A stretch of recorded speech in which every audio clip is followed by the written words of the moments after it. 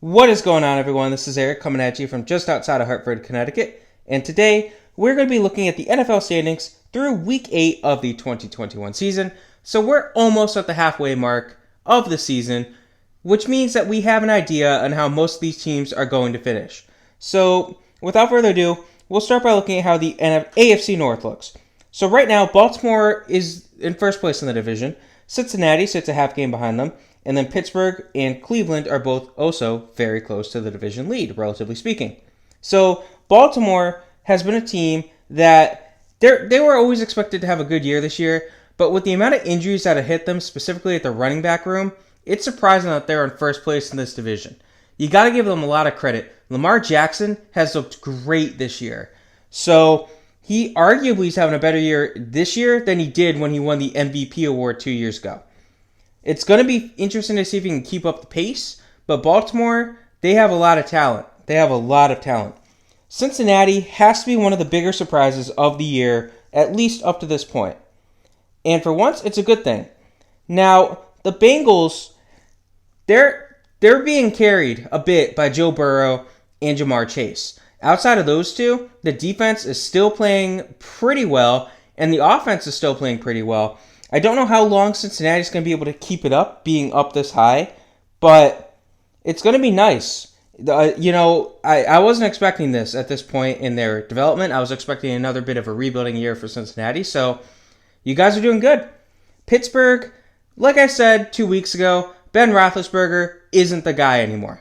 He's clearly older. He's been okay these past couple weeks, but still, they need to figure out what's going on. They need to figure out some of these problems. Najee Harris is looking great. He looks like a great first-round pick, especially at the running back position. They needed a strong running back. They got a strong running back. He's different than Le'Veon Bell in the sense that he can at least catch more passes than Bell could. Bell is more of, a run right down the gut. Harris is more of a scat back. So it's going to be fun to see what happens with him. And Pittsburgh, the defense is there. TJ Watt is definitely upset that he didn't win Defensive Player of the Year last year, so he's out to prove that he should have gotten it with a great year this year. Cleveland has been hammered by injury. Injury. Baker Mayfield. The list could keep going. Odell, Jarvis Landry. And it's very fortunate for Cleveland that they're at 500 right now with all these injuries that they've been having. But, this was a team that's, again, coming off an AFC Championship appearance. So you're hoping that you could have a good rebound and make it to the Super Bowl. Alas, it looks like you might have to wait another year just because of these injuries. Baker is going to be playing through an injury to his non-throwing shoulder, so that's never good. So now we go to the AFC East. Buffalo currently leads this division. New England sits behind them, and then you have a bit of a drop before you get to New York, and in last place, Miami. So the Buffalo Bills are still one of the better teams in the league. Now, they haven't been as dominant as they had been before, but still, Josh Allen is doing good. Josh Allen is one of the better quarterbacks in the game. He's still a mobile quarterback, but they are still getting some good runs out of Zach Moss and Devin Singletary, more Singletary at this point. So, can't complain all that much. Stephon Diggs is doing what Stephon Diggs does. The defense is doing what the defense has to do. So, Buffalo, they're looking good.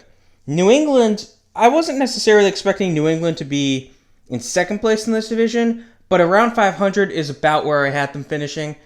Mac Jones has taken a bit of a step forward in his development. Now, Mac Jones was always kind of viewed as a guy who you can kind of plug and play right away if you needed to, and he's showing it. He's not going to be mobile, but he's good at passing, so it looks like Mac Jones is a solid pick up to this point. But the rest of the Patriots, defensively, I'm still surprised they got rid of Stephon Gilmore, but the defense is still playing well, excluding Jalen Mills. And they're coming off a pretty strong, victory on the road against the Chargers. So, there's that. The New York Jets, this team is tough to look at. So, you lost Zach Wilson week 7, but then Mike White came in and got you a big victory week 8. I'm very surprised about that. But it looks like, Flacco is going to be the guy starting week 10 if White has a bad game week 9, assuming Wilson's not ready. Their quarterback carousel continues for at least one more season. Defensively, they're still playing a little better than I was expecting. So at this point, I can't say they're playing over their heads because they clearly have something going that I didn't see coming. So, got to give you a lot of credit there. Give credit where credit's due. Miami, still one of the biggest disappointments of the season. Tua isn't the problem at this point. It's pretty obvious. When Tua plays, he's playing good. There's a lot of drop passes. Will Fuller's still not healthy. Devontae Parker's playing hurt. So there's a lot of questions on offense. On defense, this was supposed to be one of the better defenses in the league. They're playing average at best. So there's still a lot of problems in Miami. I don't know what's going on, but there could be a culture problem. We don't know. So it's going to be tough. Then we go to the AFC South. Tennessee has a commanding lead in this division. Indianapolis, Jacksonville, and Houston all sit below 500. Now, when we discuss the Titans, we have to, discuss Derrick Henry. Henry, probably the best player in the NFL to an extent, not comparing quarterbacks with all other players, is hurt. He suffered a foot injury. He's out 6 to 10 weeks. Tennessee's probably going to err on the side of caution, so I won't be shocked if he's out until a potential playoff push. That hurts an awful lot. But this isn't the Derrick Henry show. So, as great as Henry is, we got to look at the rest of the team here. And the rest of the team's doing pretty good. Julio's been a bit of a letdown. A.J. Brown, on the flip side, has really rebounded these past couple weeks. He was definitely trending in the wrong direction when we made this last video. Now he's doing good, so he's rebounded. Ryan Tannehill has the ability to step up. The defense, it may not have the name recognition of other defenses like the Rams, for example, but they're ready to go. So Tennessee, you got to make a run right now. Hopefully you can do it without Derrick Henry. Signing a future Hall of Famer in Adrian Peterson does help. Indianapolis is a streaky team. And it really, it's frustrating to watch because you watch Indianapolis and you know what you're getting with Carson Wentz. But right now, Jonathan Taylor is looking like one of the better backs in the game. He's been pretty solid through the past 5 weeks. So he's definitely there. The receiving core, you got T.Y. Hilton back, but then he got hurt again, and now he came back, and then he got hurt again. He's already rolled out for week 9. So who the heck knows with T.Y. Hilton? But the defense is there. Darius Leonard, one of the best linebackers in the game. So yeah. Jacksonville, all right, we all knew there were going to be growing pains with the Jaguars. We knew this. You got that big victory in London, so you got to give them credit with that. But still, it's tough. You're sitting at 1-6. Urban Meyer and Trevor Lawrence were hailed as immediate fixes to this franchise. I was pumping the brakes on that. I didn't see it. I thought Lawrence was good, but you got to tamper expectations with a rookie. And the real question is, how's Travis Etienne going to be when he comes back in 2022? Defensively speaking, the Jaguars are okay. Offensive line needs some help. You got the quarterback in place, build around him. Houston, all right. Deshaun Watson, what are you going to do with him? That's the real question. Sounds like they're going to be keeping him, but we don't know that for a fact. So it's going to be tough. Outside of Watson, Davis Mills hasn't been looking that good. Tyrod Taylor should be back soon. So at least your quarterback situation is going to be temporarily resolved. It's not officially resolved until Watson's gone. But yeah, outside of that, there's not a lot to look forward to on this Houston team. So next we go to the AFC West. Las Vegas sits in first place. Yeah. The Chargers sit in second. Kansas City and Denver are tied for last. All 4 teams are 500 or better in this division. Now, Vegas, it's still surprising that they're in first place.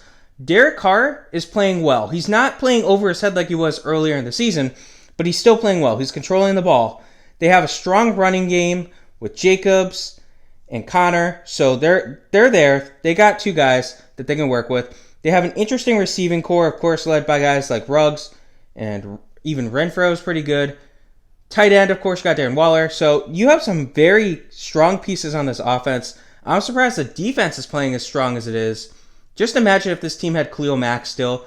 Granted, you wouldn't have other players, but you know what I mean. They're playing better than I thought. And this is, again, without John Gruden. So, yeah. The Chargers, all right. The Chargers are a tough team to look at right now. They're so strange. It's crazy to watch the Chargers play. Justin Herbert will look great, and then he'll look bad. He had a bad performance against the Patriots on Sunday. I had the misfortune of watching part of that game. Wasn't very grateful watching him play. He didn't look that good. Mike Williams was really shut down. I think he only had 2 catches for like 15 yards or something like that. We thought he was having a breakout year. He still can. One bad game doesn't ruin a season. So there's that. Austin Eckler, still one of the better backs in the game. I was low on him to start the season. He's kind of proven me wrong, so I'll give credit to him for that. Defensively, there are still some problems. They need a run stuffer on the defensive line. They need to get some run stuffing abilities. Otherwise, teams are going to start running all over them. So, yeah. Kansas City, sitting at 500, is a bit of a disappointment. But hey, they're no longer in last anymore because they got the tiebreaker over Denver. So you got to give them that. But they struggled to beat the New York Giants yesterday at home. You cannot struggle to beat the Giants at home, the 2021 Giants at home, without Saquon Barkley when you're supposed to be a Super Bowl contender.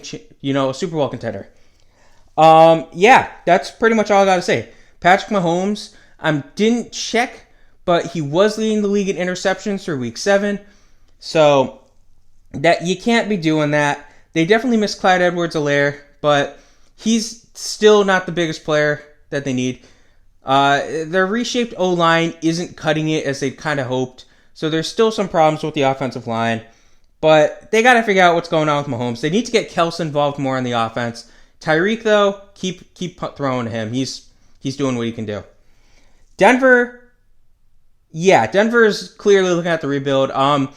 Tomorrow we'll put up a video looking at the trade deadline, but they did trade away Von Miller, so they're clearly looking towards the future. It's going to be interesting to see what they do with the quarterback position if they end up giving Drew Lock a look at some point, if they feel that they're officially eliminated from the playoffs, just to see what they have in him.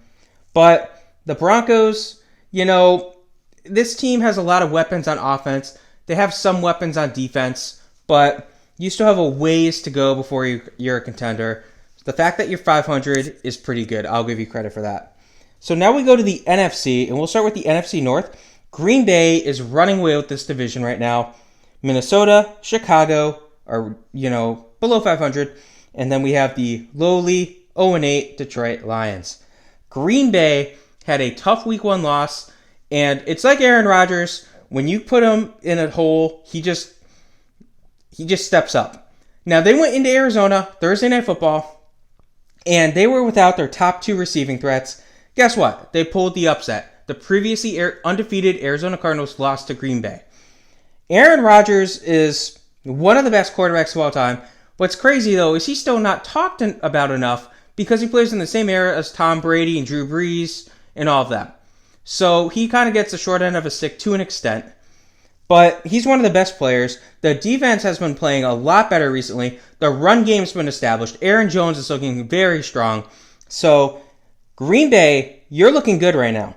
Minnesota is still losing games they shouldn't be losing. Minnesota could very well be 5-2, maybe even 6-1 right now.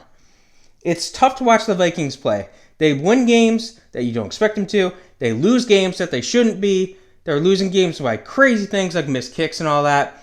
Minnesota needs to figure out what's going on. But I think at this point in time, they realize that Kirk Cousins is not the answer. You cannot win a championship if Kirk Cousins is your quarterback because you're not only going up against Philadelphia. So they're going to have to move on. It's going to be tough to watch next year depending on who they get, but you might have to move on. All said and done. The defense isn't performing up to par. I think Mike Zimmer might be on his way out. Chicago, all right. Bears fans, you wanted Justin Fields to start. Do you still want Justin Fields to start? He had a great Week 8 performance. I understand that. But he's still not playing at the level of where you drafted him. Granted, again, he's a rookie, so you got to take that, slowly. You can't throw him into the fire and expect him to succeed. But that's what the Bears fans wanted. The defense is there, but the offense isn't cutting it. Allen Robinson, massive disappointment this year. David Montgomery, of course, is out. Khalil Herbert, though, I'll give you that. That was I think he was a 5th or a 6th round pick. Great addition to this team. So, very good signing, or drafting, I guess I should say. Detroit, what's there to say about an 0-8 team at this point? They stink. They just got demolished by the Eagles in Detroit, 44-6. Oh my gosh. If the Eagles can torch you like that, it's not good. That's not good for you. Yeah. Detroit, Dan Campbell, he's got a good culture, I get that, but you gotta win. You have to win. This team's giving me 2008 Lions vibes. Never a good thing. NFC East has Dallas running away with this division. Philadelphia sits behind them, and then Washington and New York are tied for last. The Dallas Cowboys are for real. They pulled a big victory against Minnesota last week, and of course they had Week 7 off, and that was without Dak Prescott. Will Dak be back for Week 9? We'll have to see. Dak's dealing with a calf injury, but yeah, the running game still is letting me down when Dak Prescott isn't playing, but the passing game got going. They have so many mouths to feed on that offense. You have Dalton Schultz. You have, of course, CeeDee Lamb, Amari Cooper. So there's a lot of mouths to feed. You have so many different targets that you have to cover if you're playing the Cowboys. Easier said than done to beat Dallas right now, especially when Dak comes back. Philadelphia is a tough team to look at just because they lose games in humiliating fashion. Like, you look at the scoreboard, it's like, oh, they didn't really lose. They only lost by a possession. But in reality, they got blown out in all facets of the game. If you look into the stats, you see it. The Eagles, their defense needs to create turnovers before they can really compete. Their offense, I don't think Jalen Hurts is the answer. They need a pocket passer more than a mobile quarterback. So we'll have to see what happens with that. But the Eagles, they still have some time to figure it out. I just don't see them as a playoff team. Washington is a big disappointment. There's no other way to put it. Their offense has been serviceable, despite the fact that Fitzpatrick got hurt. So, yeah, they're still rolling with Heineke, and he's been serviceable. He hasn't been, elite, but he's been good. The defense is the big letdown for Washington. It's like their defense just decided to stop showing up to play. They're not dominating like we thought they would. Chase Young, I don't want to say he's been a non-factor this year, but he's been a bit of a non-factor this year. So there's still time. They can still rebound, but it's getting harder and harder. They're digging themselves into a hole with each passing week. Then you have the New York Football Giants. They play close games. Saquon Barkley may be back in Week 9. That would be a huge plus for them. But the Giants are a team that I think right now, the second best team in the NFC East is the New York Giants. I think they're better than the Eagles. I think they're better than the football team. So they're ready to go. The Giants need to stay healthy. If they can stay healthy, and if they had Blake Martinez, of course, they'd probably be 3-5, maybe even 4-4. So we'll have to see. The Giants, though, I don't want to say bright future, but I think this is a team that could rebound and finish with 7 wins, maybe 8. NFC South has Tampa Bay leading the way, New Orleans right behind them, Carolina not too far behind them, and Atlanta sitting in last place. So Tampa Bay, 2 weeks ago I said Tampa Bay is not as good as their record. I regret saying that. Tampa Bay's been doing pretty good since. Tom Brady is Tom Brady. Chris Godwin's Chris Godwin. Mike Evans is Mike Evans. Antonio Brown's Antonio Brown. They just have so many weapons that it's hard to predict who's going to have a good game. So it's tough. Kind of like Dallas. You don't know who to cover that day. Defensively, they are starting to step up. They're still elite against the run.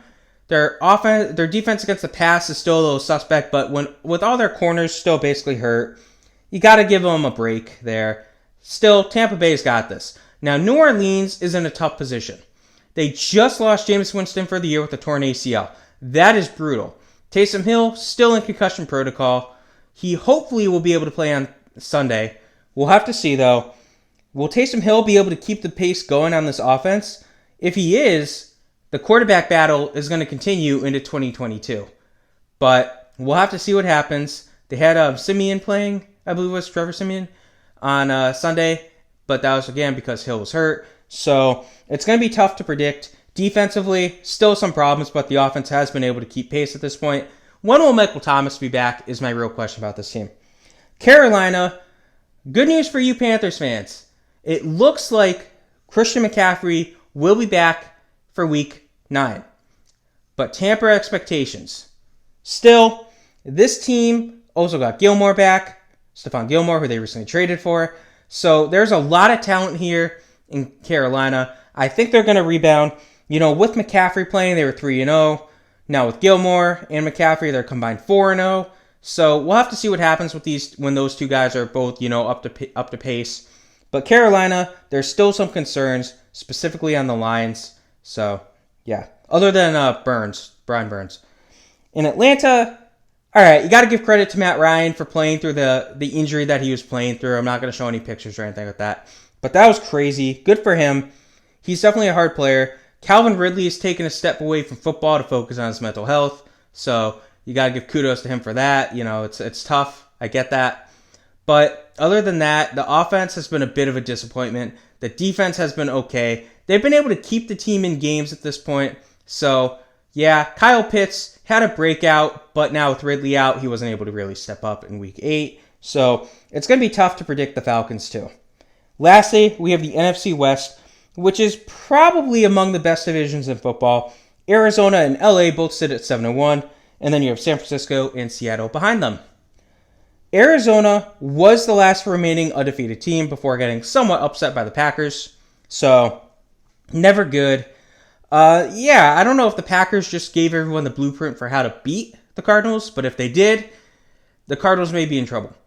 Still, this is a team that is very strong, it just sucked that they lost J.J. Watt probably for the year, but you can't discredit them. They have a very strong offense. Kyler Murray, still, I don't know if he's an MVP candidate anymore. I don't know if he's the front runner at least, but there's a lot of talent in Arizona, so I think they're going to rebound from this loss. Los Angeles, I had them pegged as my NFC West winners, I believe.